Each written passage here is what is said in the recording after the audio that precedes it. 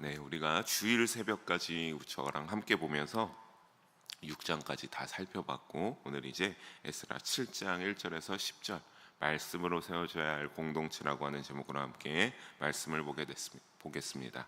우리가 이제 에스라 7장으로 들어오게 됐는데, 에스라 7장은요 이제 지금까지 왔던 어떤 성전 재건에 집중되어 있던 것은 이제 종료가 되고 새로운 장면의 전환이 이루어지게 됩니다.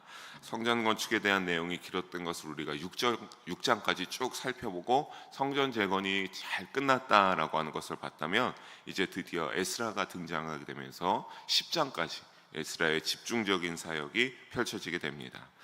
에스라는 하나님이 돌아올 이스라엘 백성을 위해서 준비한 사람으로 오늘 7장에 보게 되면 바벨론에서 이제 예루살렘으로 올라오게 되는 모습을 보는데, 우리가 자세하게 한 절씩 보면서 오늘 이 시간에 주시는 은혜와 교훈을 함께 살펴보도록 하겠습니다. 먼저 1절 앞에 보게 되면 뭐라고 되어 있냐면 2일 후에라고 기록되어 있습니다. 이것은 쉽게 말해서 1장에서 6장까지 일어났던 여러 사건들을 다 여기에 이렇게 압축시켜 놓은 겁니다. 그 모든 것이 지나고 이제 일이 증거되고 있다라고 하는 것을 의미하는 건데, 실제로 에스라가 돌아온 시기는 성전이 완공된 후로부터요 약 58년이 지난 BC 458년이었습니다. 그래서 이미 성전을 재건했던 1차 귀한 성전 재건자들은 이미 역사에만 남아지고 그들의 삶이 끝나고 사라진 때였습니다. 6장에서 7장으로 또 넘어가면서 사실 시간도 굉장히 급격하게 흘러갔습니다. 우리는 그냥 이 말씀으로 성경으로 보니까 우리가 6장을 다 보고 이제 7장을 보게 되는구나 라고 하지만, 6장에서의 그 7장의 사이의 시간의 간격은 굉장히 빨리 흘러서 무려 58년이라는 아까 말씀드린 긴 시간이 흘렀는데, 이 일 후에라고 하는 이 관용적인 표현으로서 그냥 58년의 시간이 흐른 것도 과감하게 생략되어 있음을 우리가 여기에서 알 수 있습니다. 뭐 구태여 기록하면 기록할 수 있겠지만, 에스라서는 어떤 앞에서도 봤지만 시간상의 역사적 사실의 순서로 이렇게 쫙 나열되어 가는 것이 아니라 무언가 구속사적인 사건들을 찝어가지고 선별해서 기록하여졌기 때문에 이러한 그 서술법이 기록이 가능하기도 했던 겁니다. 우리 이어서 이제 1절을 다시 보게 되면 본격적으로 여러분 에스라에 대해 소개되고 있습니다. 에스라가 있으니까 스라의 아들이요 이스라엘 손자의 힐게의 증손이요라고 하고 있는데, 먼저 에스라의 이름은 하나님이 도우셨다라고 하는 의미를 가지고 있으며, 이 1절에 에스라가 하는 자가 있으니라라고 해서부터 5절까지 조상들에 대한 족보가 아주 자세하게 기록되어 있습니다.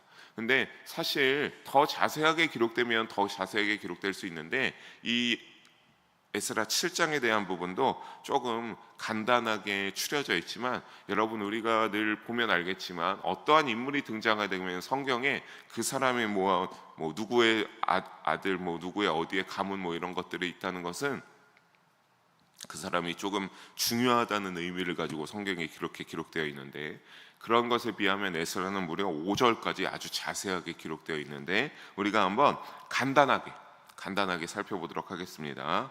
먼저 2절을 보게 되면 사독이라고 하는 이 사람이 나오죠. 2절을 보게 되면 이 사람은요 다윗과 솔로몬 시대에 있었던 대제사장입니다. 대제사장, 그 제사장들의 대제사장인 사독이 드러나고 있습니다. 또 다음에 3절을 보게 되면 이 3절에는 아미라의 7대 손이요 아살의 8대 손이요 무라요스의 9대 손이요라고 나와 있는데, 이거는 역대상 6장 3절과 15절에 나오는 대제사장 여호사닥의 족보에서 이 아사랴와 무라요스의 6대가 생략된 것만을 제외하고는 완전히 일치합니다. 그러니까 중간에 한 6대 정도가 또 생략되어 있는 겁니다. 그것을 제외하고는 이 대제사장 여호사닥의 족보와 동일하기 때문에 여기에서 대제사장 여호사닥이 등장하게 됩니다.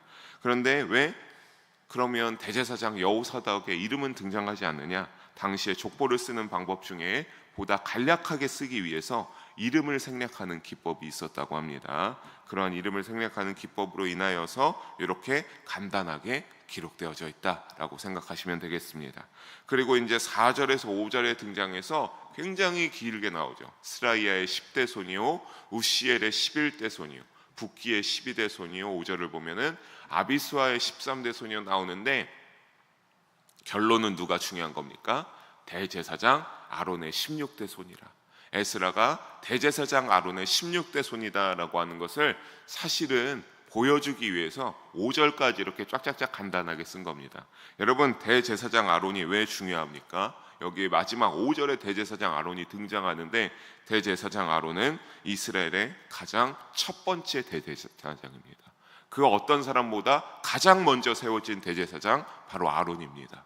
모세로 인하여서 하나님께서 세웠죠. 비록 역대상 6장에 나오는 이 아론의 족보와는요 조금 차이가 나지만, 에스라가 아론까지 이어지는 이 정통 제사장 계열이다라고 하는 것을 강조하기 위해서 이렇게 에스라 7장에 보면서 이제 5절까지 무려 1장에서 우리가 7장 1절에서 10절까지 봤는데, 5절까지 에스라가 대제사장에 이렇게 아론의 계열에 속해 있다라고 하는 것을 강조하기 위하여서 5절까지 이렇게 살펴봤습니다.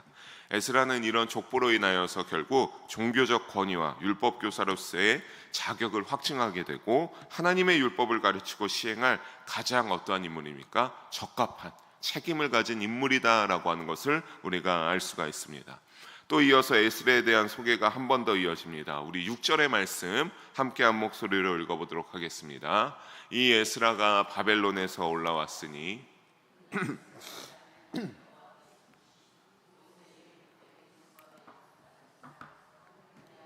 여호와의 도우심을 입음으로 왕에게 구하는 것은 다 받는 자이더니. 아멘. 먼저 에스라는 어떠한 것에 익숙한 학자라고 말하고 있습니까? 모세의 율법에 익숙한 학자다라고 말하고 있습니다. 학자라고 하는 건요, 여러분, 히브리 원어로 볼 때 소페르라고 합니다. 그런데 서기관 원어로 보는 사파르라고 하는 서기관의 히브리 원어에서 유래한 말로서 이제 학자이기도 하지만 또 뭐가 되냐면 서기관도 되는 겁니다. 율법의 서기관도 됩니다. 그래서 일종의 관직명이라고 할 수 있는데, 에스라는 어쨌든 이 모세의 율법에 익숙한 학자였다, 또 서기관이었다라고 하는 이런 것들을 보면서 율법 적용과 시행에 탁월한 능력을 가진 모였다라고 볼 수 있는 겁니다. 굉장한 전문가였다라고 하는 것을 이해하면 되겠습니다. 뿐만 아니라 에스라는 6절 후반의 빨간색 글씨에 하나님의 여호와의 도우심을 입음으로 왕에게 구하는 것은 다 받는 자이더니라고 하고 있죠. 당시의 왕에게 굉장한 총애를 얻을 정도로 받는 그러한 사람이 에스라였습니다. 이때 왕은 바사의 아닥사스다 왕을 가리키는데, 아닥사스다 왕은 우리가 일전에 봤을 때 어땠습니까? 조서를 받고 성전 재건을 중지시켰던 왕입니다. 그런데 여기서는 또 아닥사스다 왕은 에스라를 굉장히 이뻐하고 귀히 여기고 총애하는 자로서 에스라가 원하는 것에 모든 엄청난 호의를 베푸는 것이 또 아닥사스다 왕이었는데, 무엇 때문에 그러한 것입니까? 가운데 보면 누구의 도우심을 입음으로요? 여호와 하나님의 도우심을 입음으로. 여호와 하나님의 도우심을 입음으로 그가 모든 은혜와 아닥사스다 왕에게 부탁을 받고 총애를 입을 수 있었습니다.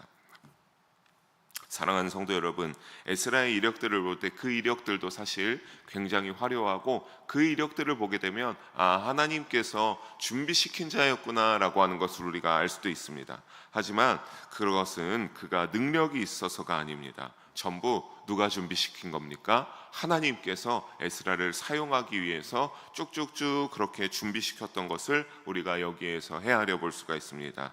사랑하는 성도 여러분, 우리도 하나님의 말씀을 통해 믿음이 성장하여 하나님의 때에 여러분이 생각하는 것이 아니라 하나님이 여러분을 보면서 하나님의 때에 쓰임 받겠다, 너를 쓰겠다라고 하는 그런 인물들이 되기를 주님의 이름으로 축복합니다.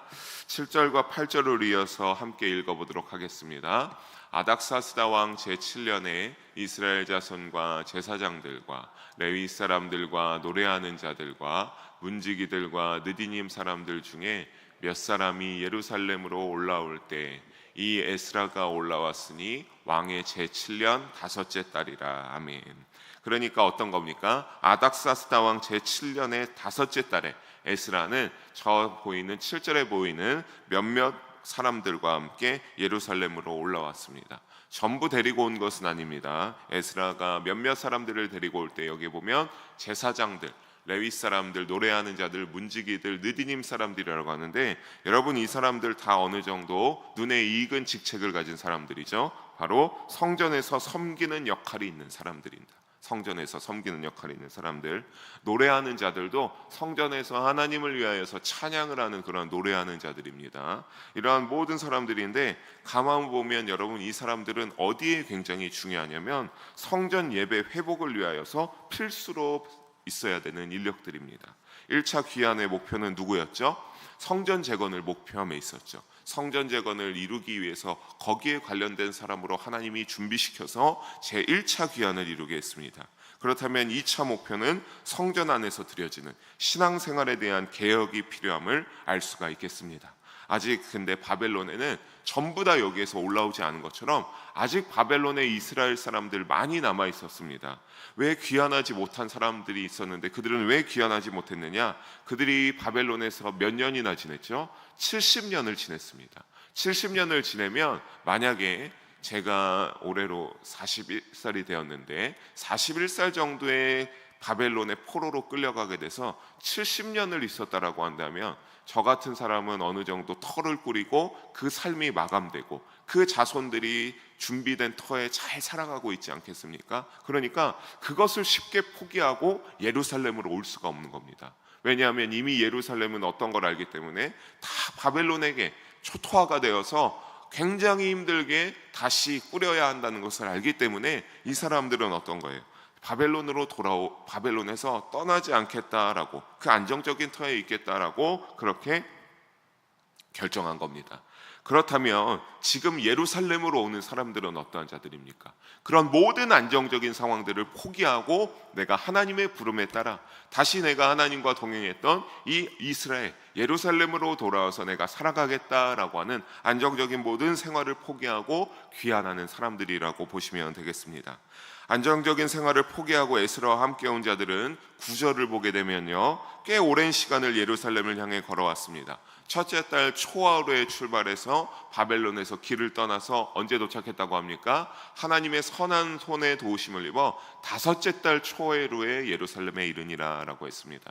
여러분 아시겠지만 이 초하루라고 하는 것은 우리 달력상에 볼 때 1일을 뜻하는 겁니다. 1일. 그러니까 그 첫째 달이라고 하는 첫째 날에 출발을 해서 다섯째 날 첫째 날에 도착했다. 대략 4개월 정도에 걸쳐서 도착하게 되었을 것입니다. 이때를 보게 되면 이 직진으로 오게 되면 한 900km 정도 되는 거리였다고 합니다. 그런데 그 900km로 걸어올 수 없고 조금 돌아와서 1400에서 1500km 정도를 걸어왔다고 하는데, 왜냐하면 험난한 여정들이 있었기 때문입니다. 당시에는 노약자들도 같이 노약자들도 내가 반드시 예루살렘에 가서 나의 삶을 마무리 짓겠다라고 하는 이런 노약자들도 있었는데, 그 노약자들도 함께 가야 했기에 너무 험난한 코스는 갈 수 있겠습니까? 없겠습니까? 없으니까 직진으로 오게 되면 더 빠른 걸 알지만 그 길 중에 조금 험난하고 힘들다라고 하는 코스는 조금 돌아오기 때문에 더 오랜 기간을 걸어오고 오랜 거리를 걸어올 수밖에 없었습니다.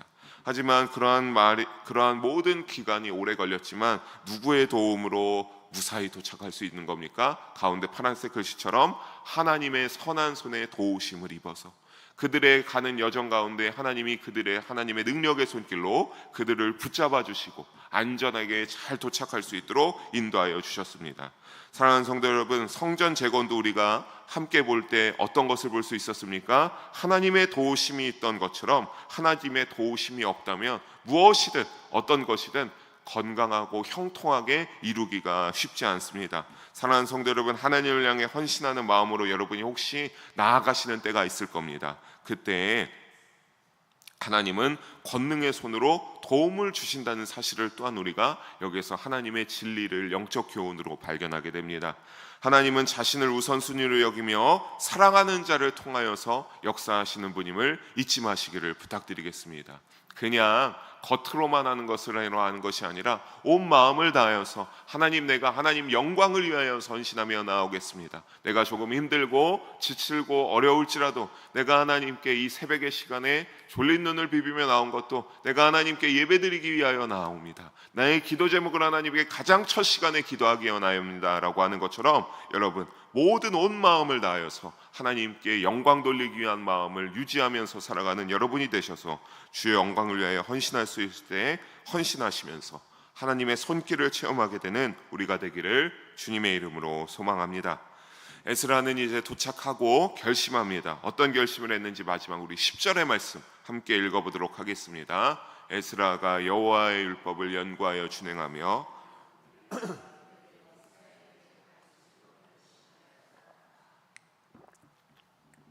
에스라가 말씀과 율법을 연구하고 진행하는 데 열정이 있는 자였는데, 여기에 도착해서 그것을 계속했는데 거기서 그치는 것이 아니라 어떻게 해야겠다? 이스라엘 백성들에게 말씀을 가르치기로 결심했습니다. 율례와 규례들이 다 하나님의 말씀에 적혀 있죠. 그러니까 율법을 연구한다라고 하는 것도 에스라가 하나님의 말씀을 열심히 연구한다라고 하는 것으로 보셔도 좋고, 율례와 규례를 이스라엘 백성들에게 가르치기로 결심했다라고 하는 것도 하나님의 말씀을 잘 가르쳐야겠다라고 에스라가 결심했다라고 봐도 충분히 이상하지 않고 좋습니다. 이와 같은 에스라의 태도는 무슨 일을 하든지 왜 이러한 결단을 하게 되냐면 하나님께 영광을 돌리고 다른 백성들을 이렇게 믿음으로 온전히 회복시켜서 그들이 영적인 축복을 누릴 수 있었으면 좋겠다라고 하는데 목표가 있기 때문입니다.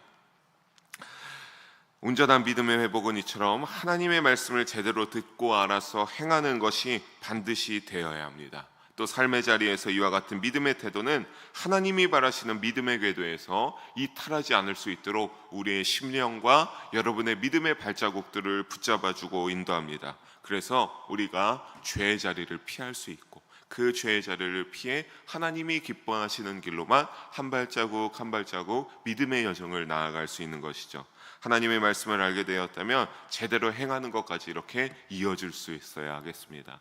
말씀을 듣고 알았다면 그냥 듣고 끝나서는 안 된다는 소리입니다.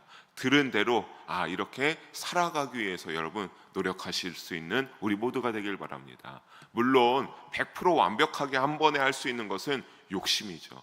조금씩 행하다 보면 또 행하다가 내가 조금은 미끄러져서 멀어질 수도, 믿음의 길에서 살짝 멀어질 수도 있고 죄를 지을 수도 있는 것이 원죄의 속성을 가진 우리에게 당연한 일입니다. 그때마다 하지만 우리는 어떻게 해야 됩니까? 또 여러분 에스라가 이렇게 결심하는 것처럼 우리도 이것을 보고 말씀을 본 대로 행하고 믿음의 길로 다시 전진하여서 그러한 하나님의 축복을 누릴 수 있는 우리가 되기를 주님의 이름으로 축복합니다.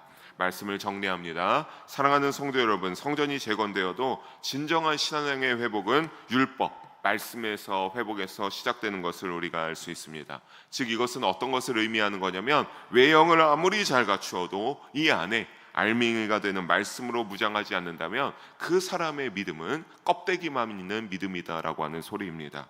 에스라가 말씀을 가르치기로 결심한 것처럼 우리 모든 공동체가 하나님 안에 하나님을 향한 믿음으로 모인 공동체라고 시작된다라고 한다면 그것이 적은 수일지라도 많은 수일지라도 말씀을 듣고 행하며 살기로 결단해야 될 줄로 믿습니다. 그렇지 않으면 하나님이 원하는 믿음의 공동체로서 알맹이를 갖추고 시작하는 것이 아니라 겉껍데기로만 그럴듯하게 시작하기 때문에 그 겉껍데기는 어떡하죠? 금방 부서지고 와해되기 쉽기 때문입니다.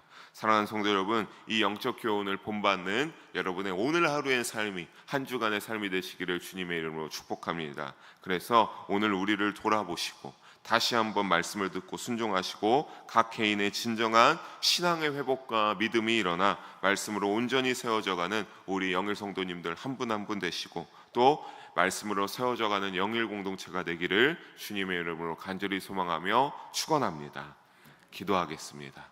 사랑의 하나님 아버지, 오늘도 우리와 함께 귀한 말씀 나누게 하심을 감사와 영광을 올려드립니다. 하나님 아버지, 에스라가 결단한 것처럼 말씀으로 그 이스라엘 백성들의 믿음의 알맹이를 회복시키고 믿음의 싹을 맺기로 결단한 것처럼 주여 우리도 그것을 하나님이 우리를 향한 진리로 깨닫게 하여 주시옵소서. 그 진리를 깨닫고 받아들여서 오늘 우리의 삶과 믿음의 여정들도 하나님의 말씀을 받아들이고 우리 가운데 말씀이 새겨지고 싹이 나고 돋아나서 믿음의 알맹이가 주렁주렁 열릴 수 있도록 우리의 심령을 인도하시고 함께하여 주시옵소서. 감사드리며 사랑이 많으신 우리 주 예수님의 이름으로 기도드립니다. 아멘.